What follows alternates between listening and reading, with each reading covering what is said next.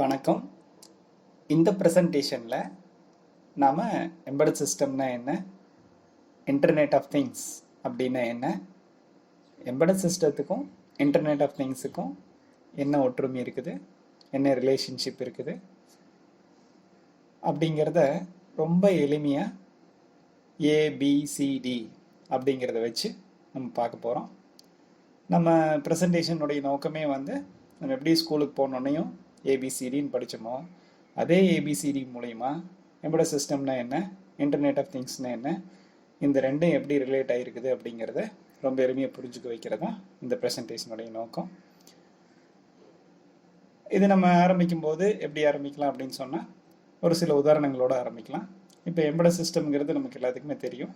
அந்த எம்பெடட் சிஸ்டத்தினுடைய உதாரணத்து மூலயமா நம்ம ப்ரெசன்டேஷன் ஆரம்பிக்கலாம். அடுத்த ஸ்லைடில் எக்ஸாம்பிள்ஸ் ஆஃப் எம்பெடட் சிஸ்டம்ஸ் அப்படின்னு சொல்கிறோம். எக்ஸாம்பிள்ஸ் ஆஃப் எம்பெடட் சிஸ்டம்ஸ் அப்படிங்கிறது எம்பெடட் சிஸ்டம்களுக்கு சில உதாரணங்கள் கொடுங்க அப்படின்னு நம்ம சொல்கிறோம். உதாரணம் அப்படிங்கிறது நம்ம பார்த்தோம் அப்படின்னா நம்ம அன்றாட பயன்படுத்துகிற பொருளை நம்ம உதாரணமாக வச்சுக்கிட்டோம் அப்படின்னு சொன்னால் நம்மளால் ஈஸியாக ஞாபகம் வச்சுக்க முடியுங்கிறதுனால நம்ம அன்றாட பயன்படுத்தக்கூடிய பொருள் நம்ம டிவி ரிமோட் கண்ட்ரோல். அந்த டிவி ரிமோட் கண்ட்ரோலை நம்ம ஒரு முதல் உதாரணமாக வச்சுக்க முடியும். ஒரு எக்ஸாம்பிள்ஸ் ஃபார் எம்பெடட் சிஸ்டம்னு சொல்ல முடியும். இப்போ ரிமோட் கண்ட்ரோல்ங்கிறது ஒரு நல்ல உதாரணம்.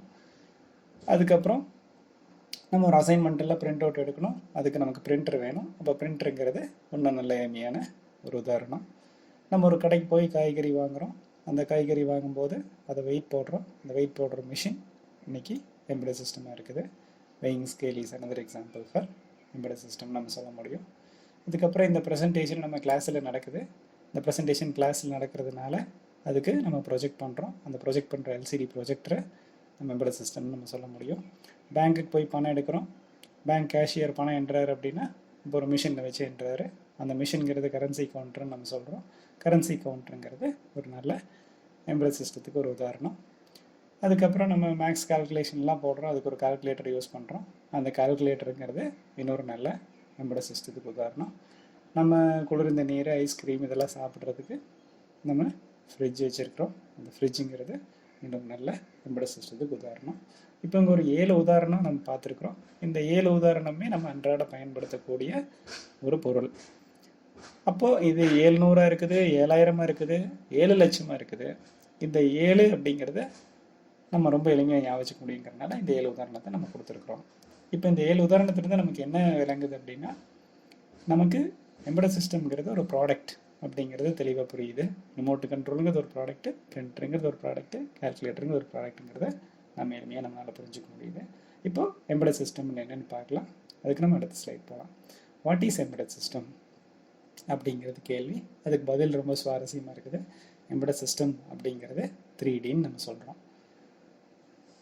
அது எப்படி சொல்லலாம் அப்படின்னா dedicated hardware and dedicated software combined together to form a dedicated product is embedded system அப்படின்னு நம்ம இதுக்கு சொல்கிறோம்.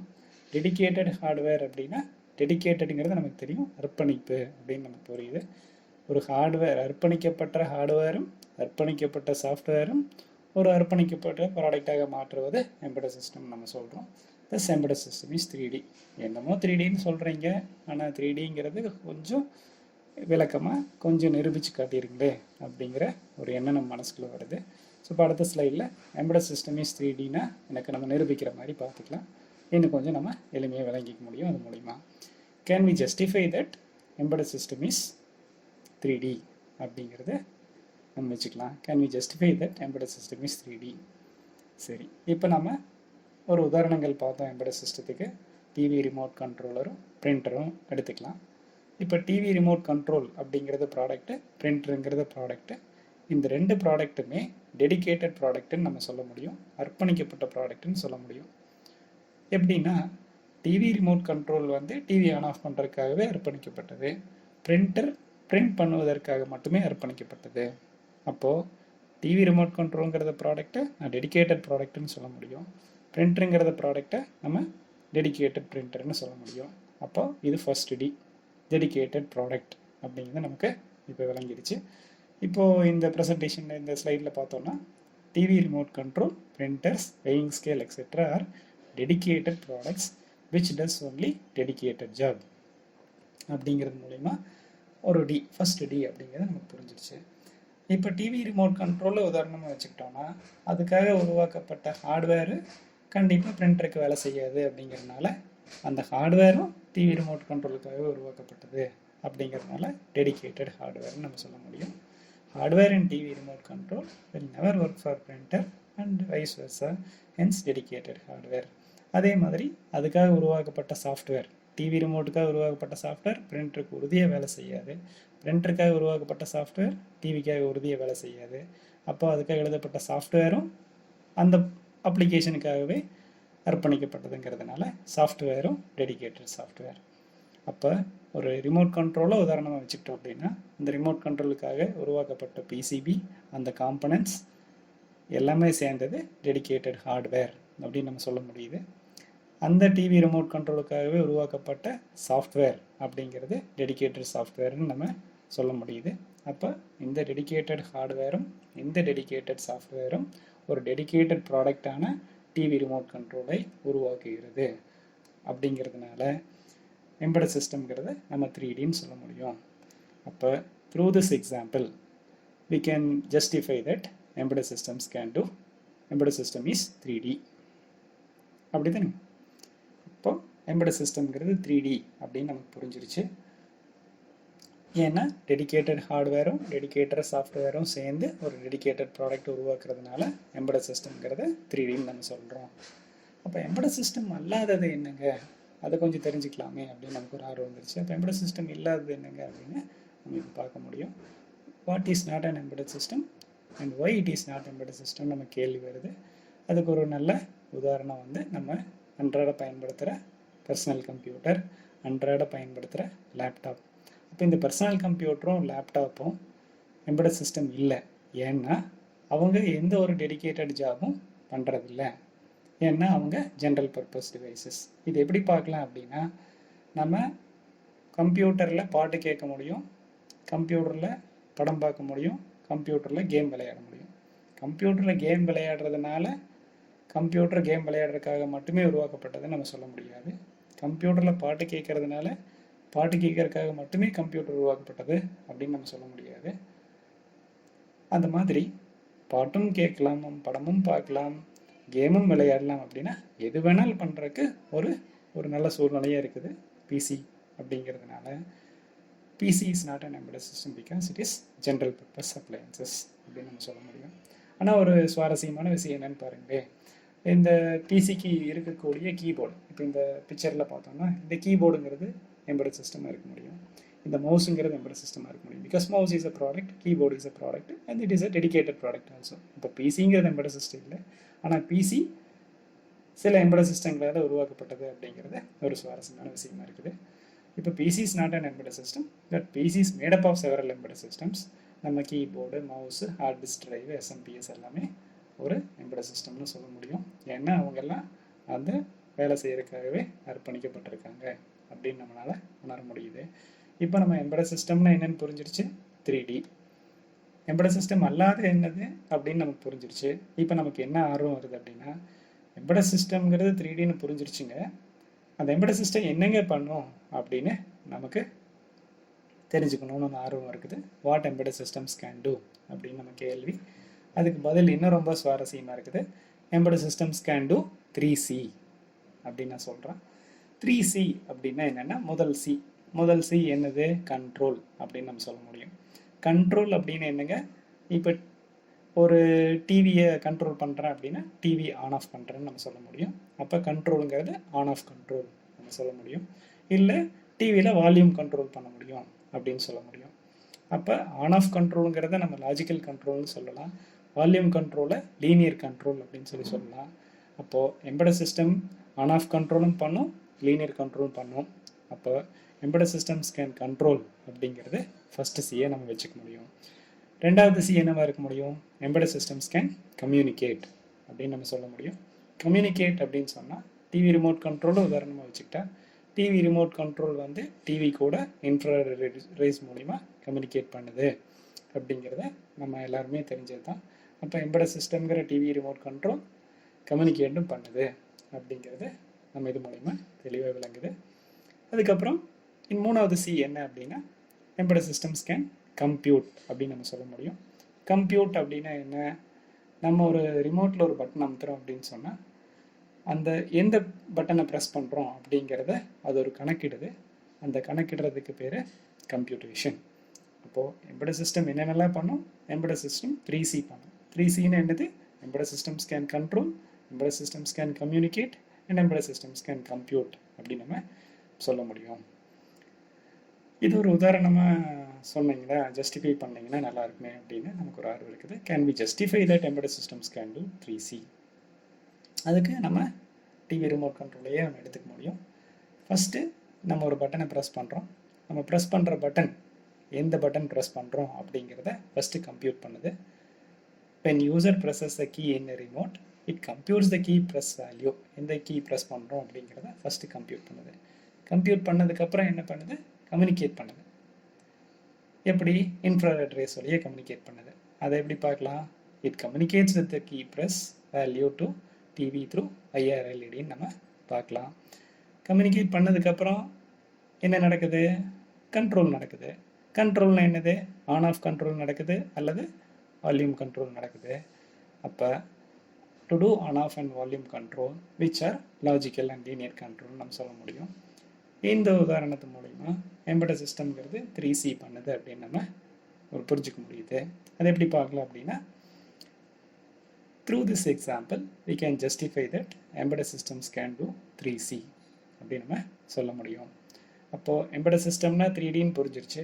எம்பெடட் சிஸ்டம் என்ன பண்ணும் அப்படின்னா 3C பண்ணணும்னு புரிஞ்சிருச்சு. அடுத்தது நமக்கு ஆர்வம் என்ன ஆயிடுச்சு, நம்ம ஐஓடின்னு சொல்கிறாங்களே, ஐஓடினா என்ன அப்படின்னு நம்ம தெரிஞ்சுக்கிறதுக்கு ஒரு ஆர்வம் வந்துருச்சு. அப்போ IoT means internet of things. அப்போ ஐஓடி அந்த பதில் இன்னும் சுவாரஸ்யமாக இருக்குது. ஐஓடிங்கிறத நம்ம எப்படி சொல்லலாம் அப்படின்னா 3A அப்படின்னு சொல்ல முடியும். So internet of things is 3A அப்படின்னு சொல்ல முடியும். இன்டர்நெட் ஆஃப் திங்ஸ் அப்படின்னாலே பேரே இன்டர்நெட் அப்படின்னு இருக்குது. அப்போ இன்டர்நெட் அப்படின்னு சொன்னால் நம்ம எப்படி சொல்லலாம் அப்படின்னு சொன்னால், ஒரு பொருளை இன்டர்நெட் மூலிமா கனெக்ட் பண்ணிட்டா 3A பண்ண முடியும் அப்படிங்கிறத நம்ம சொல்கிறோம். இப்போ அதை எப்படி பார்க்கலாம் அப்படின்னா, if a device is connected with internet, ஒரு டிவைஸ் இன்டர்நெட் மூலிமா கனெக்ட் பண்ணியாச்சு அப்படின்னு சொன்னால் நம்ம என்ன வேணால் பண்ணலாம் அப்படிங்கிறது, we can do anything from anywhere at any time அப்படின்னு நம்ம சொல்ல முடியும். என்ன வேணால் பண்ணலாம், எங்கேருந்து வேணாலும் பண்ணலாம், எப்போ வேணாலும் பண்ணலாம் அப்படிங்கிறது 3Aவை நம்ம ஐஓடியை பார்க்குறோம். ஒரு உதாரணத்துக்கு நம்ம ஏடிஎம் மிஷின் எடுத்துக்கலாம். ஏடிஎம் மிஷின் அப்படிங்கிறது இன்டர்நெட் மூலிமா கனெக்ட் ஆகிருக்குது அப்படிங்கிறத நம்ம எல்லாருக்குமே தெரியும். அந்த ஏடிஎம் மிஷின் இன்டர்நெட் மூலிமா கனெக்ட் பண்ணியிருக்கிறதுனால நம்ம எந்த ஏடிஎம்மில் வேணாலும் எப்போ வேணாலும் நம்ம பணம் எடுக்க முடியுது. அப்போ எனிதிங் அப்படிங்கிறது பணம் எடுக்கிறதா வச்சுக்கிட்டோம்னா, withdrawing money from any ATM from anywhere at any time is possible because that ATM machine is connected with internet அப்படின்னு நம்மளால புரிஞ்சுக்க முடியுது. அது எப்படி பார்க்கலாம் அப்படின்னா, because the ATM machine is connected with internet, withdrawing money from any ATM from anywhere at any time is possible, hence IoT is 3A. ரொம்ப அருமையாக புரிஞ்சிருச்சு. Embedded சிஸ்டம்னா 3D, embedded system 3C பண்ணுது, இன்டர்நெட் ஆஃப் திங்ஸ் அப்படின்னா 3A அப்படின்னு புரிஞ்சிருச்சு. இப்போ நமக்கு ஒரு யோசனை வருது, எம்பெடட் சிஸ்டத்துக்கும் ஐஓடிக்கு ஏதாவது சம்மந்தம் இருக்குதுங்களா? எம்பெடட் சிஸ்டம்ங்கிறது 3Dன்னு சொல்கிறீங்க, ஐஓடிங்கிறது 3Aன்னு சொல்கிறீங்க, இவங்க ரெண்டு பேருக்கு ஏதாவது சம்மந்தம் இருக்குதுங்களா அப்படின்னு கேட்டால், அது ரொம்ப அந்த படத்தை வச்சு நம்ம எளிமையாக புரிஞ்சுக்க முடியும். இந்த படத்தில் நம்ம பார்த்தோம் அப்படின்னா ஒரு மொபைல் ஃபோன் இருக்குது அப்படின்னு வச்சுக்க முடியும். ஸோ ஒரு மொபைல் ஃபோன் அப்படிங்கிறது ஒரு எம்பெடட் சிஸ்டமாக நம்ம வச்சுக்கிட்டோம் அப்படின்னா, இந்த மொபைல் ஃபோன் இந்த இடத்துல கீழே பார்த்தீங்க அப்படின்னா இந்த இன்டர்நெட் ஆஃப் திங்ஸ் அப்படின்னு நமக்கு இருக்குது. அப்போ இந்த மொபைல் ஃபோன் வந்து இன்டர்நெட் ஆஃப் திங்ஸுக்கும் ஏதாவது சம்மந்தம் இருக்குதாங்கிறது இப்போ கேள்வி. சம்மந்தம் உறுதியாக இருக்குது.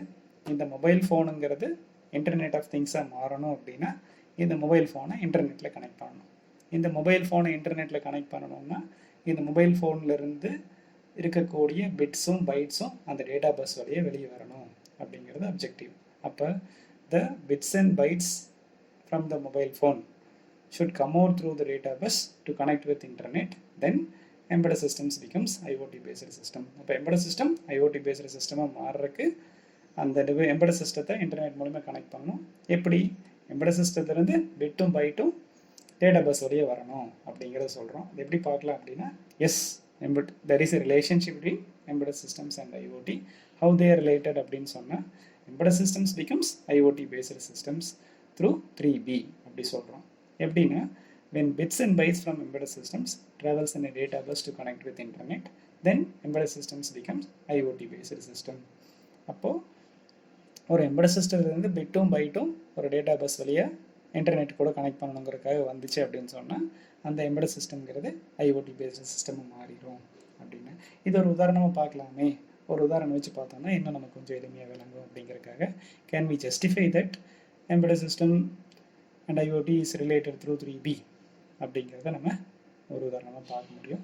நமக்கு எல்லாத்துக்குமே தெரியும், பிரிண்டர் அப்படிங்கிறது ஒரு எம்பெடட் சிஸ்டம்.